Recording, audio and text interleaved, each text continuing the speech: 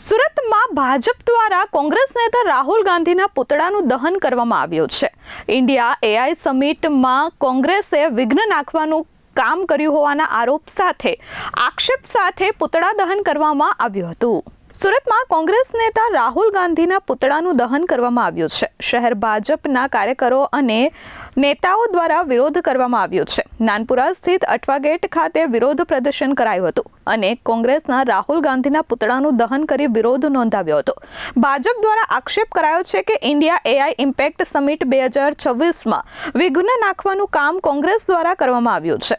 અત્રે ઉલ્લેખનીય છે કે ગઈકાલે કોંગ્રેસના અમુક કાર્યકરોએ ત્યાં ટી શર્ટ કાઢી અને વિરોધ નોંધાવ્યો હતો। ભારતની વૈશ્વિક છબીને ખરડાવવાનો કોંગ્રેસ પર ભાજપે આરોપ મૂક્યો છે। કોંગ્રેસ અને રાહુલ ગાંધીની દેશ વિરોધી માનસિકતા અંગે તેમણે ગંભીર આક્ષેપો સાથે સૂત્રોચ્ચાર અને નારેબાજી કરી છે। વિરોધ પ્રદર્શન કોંગ્રેસ સામે સૂત્રોચ્ચાર અને નારેબાજી સાથે પુતળા દહન કાર્યક્રમ યોજાયો હતો। અત્રે ઉલ્લેખનીય છે કે શહેરમાં ચર્ચા જાગી હતી કે જો કોઈ સામાન્ય નાગરિક અથવા તો વિપક્ષ વિરોધ કરવા જાય તો પોલીસ તેમને અટકાવતી હોય છે, પરંતુ ભાજપ દ્વારા થતા વિરોધમાં પોલીસ તેમને સુરક્ષા પ્રદાન કરતી હોય તેવી ચર્ચાએ જોર પકડ્યું છે। દિલ્હીમાં ભારત મંડપમ ખાતે જે એઆઈ સમિટ થઈ રહી છે, ગઈકાલે તમે જોયું હશે કોંગ્રેસ પાર્ટી અને રાહુલ ગાંધીના મળતિયાઓએ એઆઈ સમિટમાં જઈને દેશનો એક વિરોધ કર્યો, જેનાથી દેશની એક વિરોધી માનસિકતા જતી થાય। એ કોંગ્રેસ પાર્ટીની જે માનસિકતા છે જે તે દર્શાવવાનો તેવો પ્રયાસ કર્યો છે।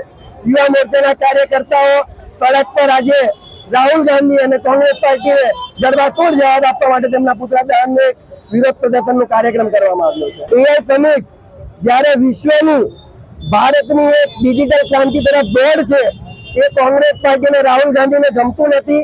વારંવાર દેશનો વિરોધ કરવો, દેશના લોકોનો વિરોધ કરવો, નરેન્દ્રભાઈના નેતૃત્વમાં જે રીતે દેશ વિશ્વ ફલક પર છાઈ રહ્યો છે તે રાહુલ ગાંધી અને કોંગ્રેસ પાર્ટી દ્વારા જોવાતું નથી। એ લોકો ખૂબ પાછળ હટી ગયા છે આ વસ્તુઓને લઈને, એટલે એમની એક માનસિકતા જતી કરતો હિમ અને દુષ્કારભારીઓ લોકોએ આ પ્રયાસ કર્યો છે।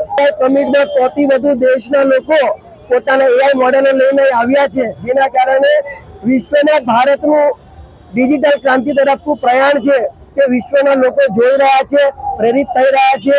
આ વિશ્વ માટે આજે ભારત એક ખૂબ મોટું ડિજિટલ માર્કેટ છે। દરેક દેશના લોકોએ ભારત તરફ એક આશાભરી નજરથી પોતાની નીટ માંડી છે, ત્યારે કોંગ્રેસ પાર્ટી આ પ્રકારનો વિરોધ પ્રદર્શન કરીને રાહુલ ગાંધી પોતાની માનસિકતા દર્શાવીને આ દેશની છબી ખરડવાનો જે પ્રયાસ કરે છે એને યુવા મોરચાનો કાર્યકર્તા ક્યારે નહીં સાકી લઈ। પીઠનો જવાબ પથ્થરથી આપવા માટે યુવા મોરચાના કાર્યકર્તા સક્ષમ છે। Bureau report S24 news Surat.